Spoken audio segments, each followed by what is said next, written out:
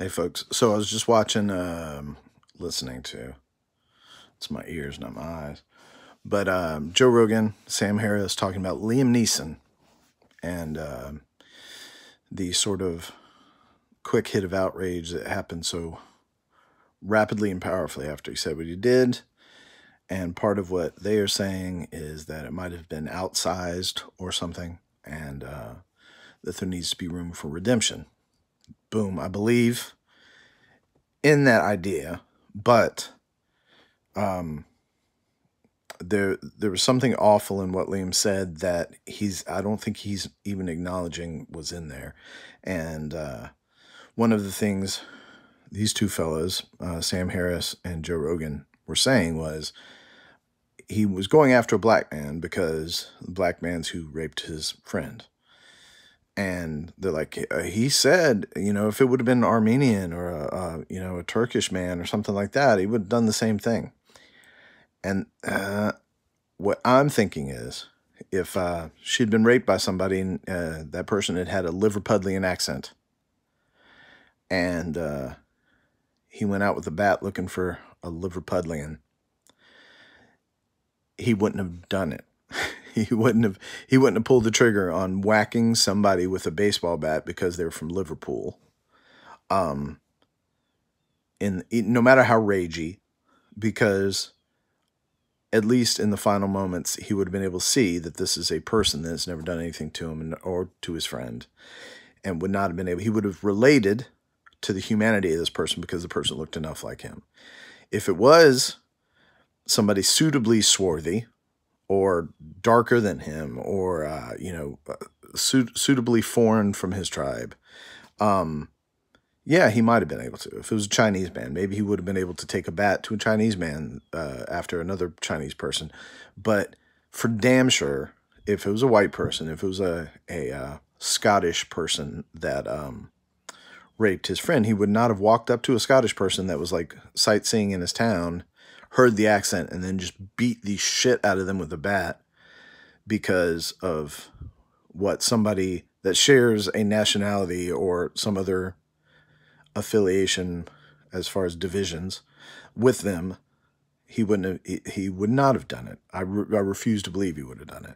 And the fact that the type of the class of person he was going after in most countries is already being targeted at an outsized pace and in outsized numbers for exactly what they look like and everything else, makes it even more egregious that on top of cops and other authorities and everything else these folks have to work with, now you got Liam Neeson, who's pissed off because his friend got raped.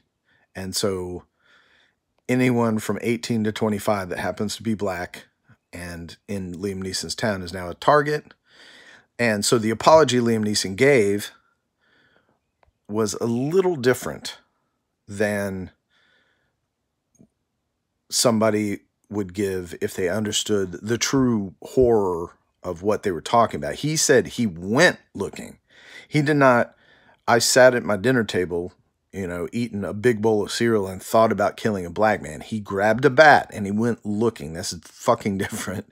And a simple statement, a simple apology is not going to be enough. You got to show some of your work there. Like, dig into it. Like, have somebody explain it to you so that you understand. And then you got to look at what you're actually saying. And it's a different thing than what you're apologizing for. Because this was not a passive, I used to think this or I used to whatever. And I don't doubt, I'm not saying that Liam Neeson's walking around with a heart black as the pitch of night. But what you're saying versus what you apologize for are not matching up. It's just got something more has to happen. And the idea that the outrage was kind of powerful, I think maybe it should have been. And I know you brought it up honestly on your own, but that's part of why we need to discuss it, is you honestly did not think that this kind of clapback would happen. And it's partially because you did not understand. And some of these folks that are now, you know, tearing out their hair, like, why is everybody so sensitive? No, y'all fucking need to understand. So we need to talk about this. Because if you don't understand that was a bigger thing than just, oh, I used to be kind of racist when I was little, then yeah, there's more to get into there. I grew up in the South. There was definitely, I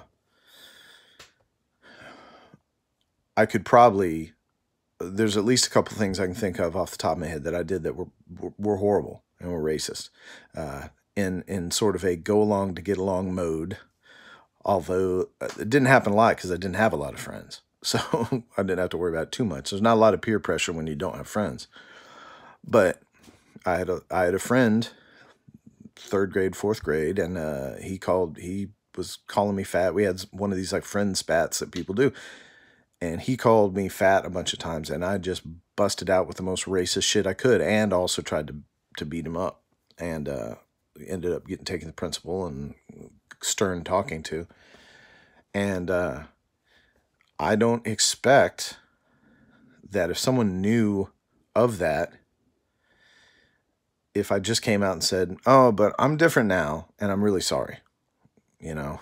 But the thing is, I've got a lot I can say about the transformations that have happened since then, and that are not complete. There's still, I'm sure, a good-sized bucket of bias just bubbling around. But it's going to take more work than just an apology. So I can help him with it. Send Liam to me. Let's do it. He's a tall man. He's a handsome man. I kind of want him to hold me like a tiny baby. Okay, that's weird. And I overstepped a boundary there, Liam. And you don't have to do that. That's we can just talk.